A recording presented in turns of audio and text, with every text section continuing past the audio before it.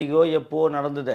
எத்தனையோ வருஷம் முன்னாடி நடந்தது. அது சொல்ற விதத்தில சொன்னா நம்ம ஏத்துக்க முடியும். ஆனா, அத விட்டுட்டு ஏதோ பொம்மை மாரி, சீரியல் மாரி கதை கதையா டயலாக் பேசிட்டு, மண்ண புடிக்கணும், அவன அடிக்கணும், இவன உதைக்கணும், இவன புடிக்கணும். முஸ்லீமுங்க வந்து பார்த்தீங்கன்னா வந்து படையெடுத்து வரப்ப நம்மளெல்லாம் இப்படி சாவடிச்சானுங்க, கொன்னானுங்க, குத்துக்கிறோம்னானுங்க. அதெல்லாம் நடந்திருக்கும்ப்பா. இதெல்லாம் வந்து அதையும் நமக்கு அது உணர்வுபூர்வமா டச் பண்ற மாரி சொல்லியிருந்தா பரவால்ல. போற போக்குல சொல்லிட்டு போனதுனால தான் இந்த துரோபதி 2 நமக்கு வந்து கனெக்ட் ஆகாம நமக்கு ரொம்ப சிக்கல் ஏற்படுத்துச்சு. ஃபர்ஸ்ட் ஹாஃப் கூட ஏதோ சுமாரா போயிடுச்சு. செகண்ட் ஹாஃப்லாம் வைக்கவே முடியலடா சாமி! அந்த அளவுக்கு ஆயிப்போச்சு. பேசிட்டே இருக்காங்கய்யா பக்கம் பக்கமா டயலாக் தவிர கதையும் நகரல, காட்சியும் நகரல. சாதாரண ஒரு டில்லி சுல்தான போய் புடிக்கிறதுக்கு ஒரு படம் ஃபுல்லா போகுது. அங்கங்க போறாங்க 4, 4 ஜூனியர் ஆர்டிஸ்ட்ட வச்சுன்னு ஒரு டயலாக் பேசுற மாரி அங்கங்க ஒரு பேசுறது, பழகுறது. இதே ஏன்னா தங்கலானே இந்த மாரி தான் மோசமான படமா இருந்தது.